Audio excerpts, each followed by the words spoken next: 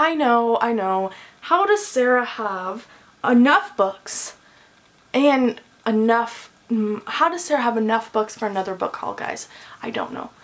I do know I broke my book buying ban just a little bit. I splurged a little bit these past couple of months, so that is why I'm bringing you another book haul.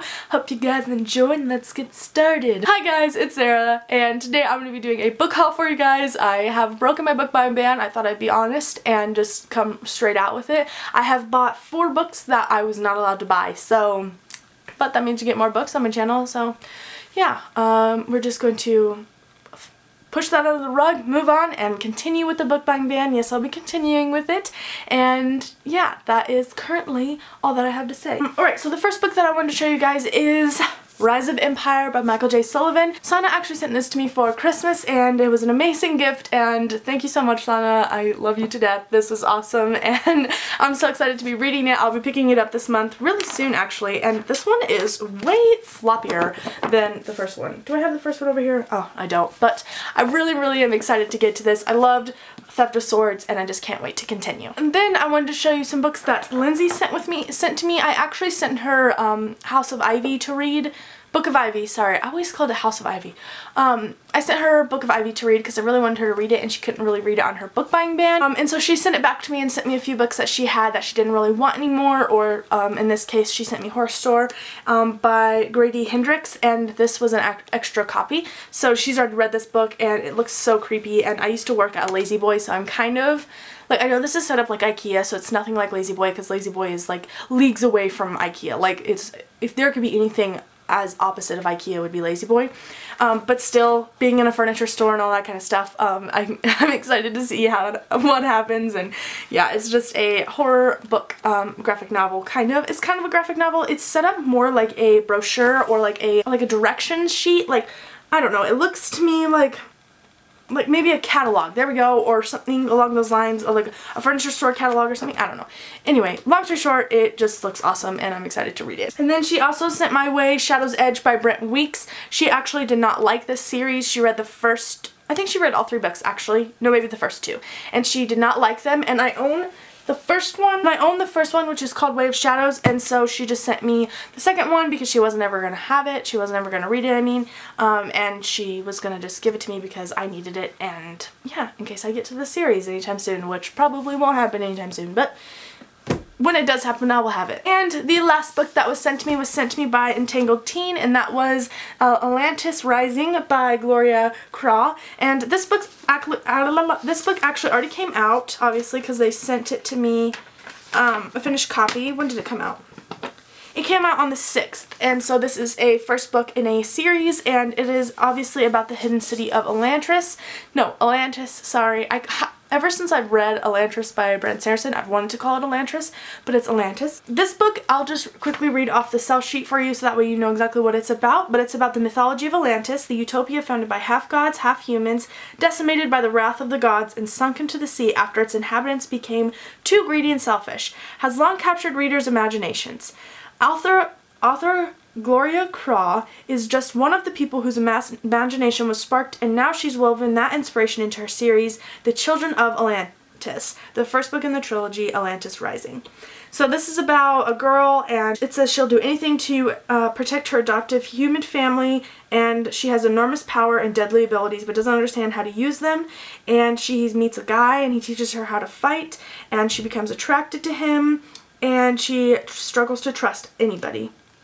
And it says she's a girl who has great courage and who commits to give everything, even her life if necessary, in order to protect her family. So it sounds very intense. I love the whole protecting your family type thing. I love that whole thing in books, the relationship and stuff, because I can relate to that, and I love my family a lot, so I can relate. And so I'm really excited to get to this, and thank you, big shout out to Entangled Teen for sending it my way, especially a finished copy. It is a gorgeous copy. It's very pretty. I love the photography going on here. But yeah, so that is that book. And that was the last book that was sent to me. I want to quickly run through the Kindle books that I picked up because I did pick up a few. I did pick up a few Kindle books just because they're cheaper, number 1, and number 2, well, Firefight started the whole thing because I couldn't get it on release release date, but also because when school starts, I don't want to be carrying around big heavy books all the time, so I'll probably be using my Kindle a lot for that. The first one that I got was Firefight by Sanderson. Like I said, couldn't get this on release date, and I wanted to read it on release date, and I got a great deal with getting the audiobook and the Kindle version for cheaper than it would cost me to get the hardback version. So yeah, I might still pick up the finished, like the hardback version, but we'll see. I definitely want it for my collection, but it probably won't happen anytime soon. The next book that I got was Crimson Campaign by Mcclellan. This is the second book in his Powder Mage series, second to Promise of Blood, and I really liked Promise of Blood, and I am currently buddy reading this with Sana, and it is going. It's a going. And I also got a great deal with getting the audiobook for this one and the Kindle book, so I'm excited to read that. Finish that up. I'm about 50% through with that. And then I got two Kristen Ashley books. I got Fantastical, which is the third book in her Fantasyland series, and this one, it was, oh my god, I already finished it. It was so good. I will be doing a review of this and the next book that I got, which is called Wild and Free. I'm going to be doing a review on both of these books, but yeah, I enjoyed both of them immensely, and I love Kristen Ashley, and yeah, they're just really, really great. And that was all the books that I got on my Kindle. The next two books I got while I was on vacation for Christmas, and that one being Saga 4, which I've already read and devoured and loved, and it was amazing. Oh my god, this was so good. I was getting nervous while I was reading it, but I cannot wait till volume 5, and I might have to go pick up a few of the chapters because I know my local comic book store carries them, so when they come out I might go pick up like one or two of the next two chapters of this graphic novel series because it's so good. It's so good. And the next one that I got was Retribution Falls by Chris Wooding, and I've heard great things about this, and it just looks so interesting and so different than what I've been reading. It's about sky piracy. It's a little bit of I think it's a little bit science fiction-y, and it's got like a little bit of a dystopian aspect to it, and it just looks very good. It's blurred by Joe Abercrombie, and just, I don't know, it just looks amazing. So yeah, I'm really excited to get to this, and I'll probably be picking it up soon, but this cover is gorgeous as well. So yeah, I'm just really excited. It looks a little bit like a grimdark sci-fi fantasy type book, and yes, winning. The next three books are the ones that broke my book buying ban. Oh, so I only broke it by 3. Okay, the first one being Dragonflight by Mccaffrey.